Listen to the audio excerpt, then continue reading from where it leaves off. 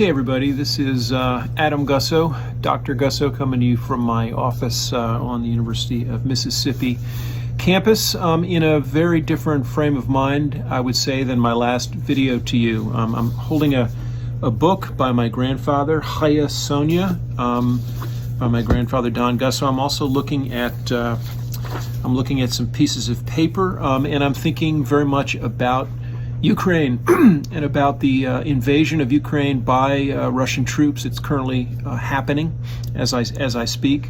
It's a frightening and sad time. And you know, what does this have to do with blues harmonica? Well, it turns out that a member of the Brotherhood, and there is a kind of free-floating brotherhood of blues harmonica players around the world, call it the sort of harp pros thing, but it doesn't even matter that this guy's a pro, because most of you aren't, but we're all part of the brotherhood. Konstantin Kolesnichenko, who is actually an official endorser for Seidel harmonicas, and he's from Ukraine, and he's either in Ukraine or he's rapidly trying to get out of Ukraine, but it's a terrible situation. And I actually emailed him. I've never met him. I've just gone back and reminded myself of how good he is as a player. And I'm going to give you a link to something that I really love that he did. Just a sort of bluesy soul jazz kind of cut. I emailed him this morning and I said, look, do you have a PayPal account? I'd like to make a video, put it on my channel and ask people to send you money, basically, you know, sort of refugee funds. And his immediate response, I mean, he got back to me quickly, was basically, here's a link, give money to the Ukraine army. You know, they need it, and I know they do. Went and took a look, and you know, it's all in Cyrillic. I don't read Cyrillic. And, you know, yeah, and you have to put your credit card numbers in. And I didn't quite have the heart to do that. I'm guilty about that, but I'm going to give you that link anyway. And you may have the heart to do it. Maybe you read Cyrillic. In any case, I thought, I want to honor him. And I want to honor his request. And I want to give you a chance to do what I'm going to do. I haven't done it yet, but to give some money. It doesn't have to be a huge amount. There's thousands of you out there, and if each of you gave $5, you'd be giving real money. If each of you gave $25, you'd really be giving money. I'm going to give, I think I'll probably give $50 to each of these two groups. To CARE, there's a Ukraine Crisis Fund, and I'm going to give you a link for this. And then the Kiev Independent, which is a newspaper. I think, you know, journalists are the ones that we really need. And actually, I think CNN's been doing a great job, actually, back to their brand identity. Why do I care about all this? Well, you know, I have this book that my grandfather wrote that was originally called Letters to Adam, with a sort of dedication that he had when he gave me a copy.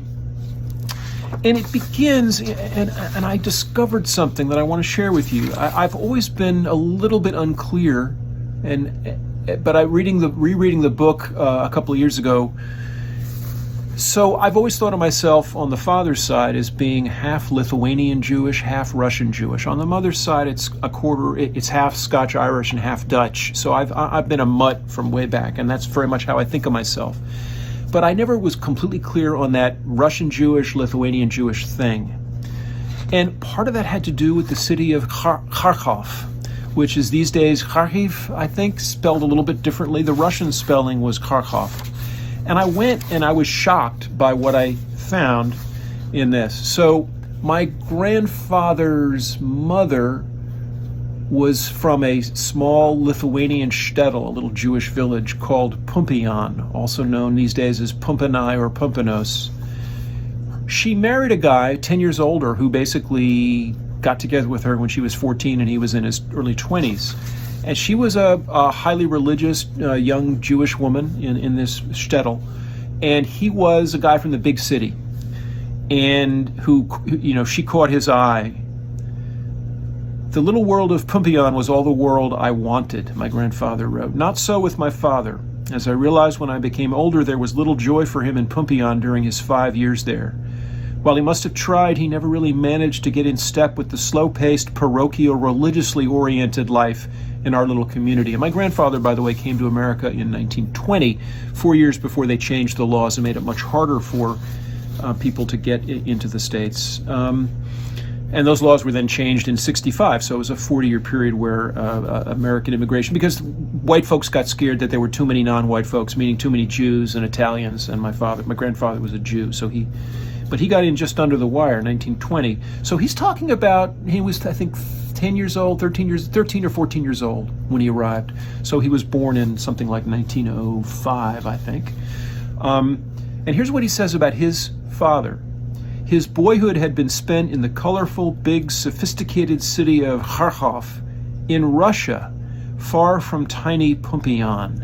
In those days, Kharkov was a place to dream about, and the more he dreamed and the more he remembered, the more my father felt suffocated in the narrow, confining, ghetto-like existence of the town in which his family was growing up, meaning Lithuania. So, wait a minute. So I picked this book up when the Russians invaded Ukraine, because I said, well, I know Kharkov, isn't that where my grandfather's from? And then my grandfather says that it was in Russia.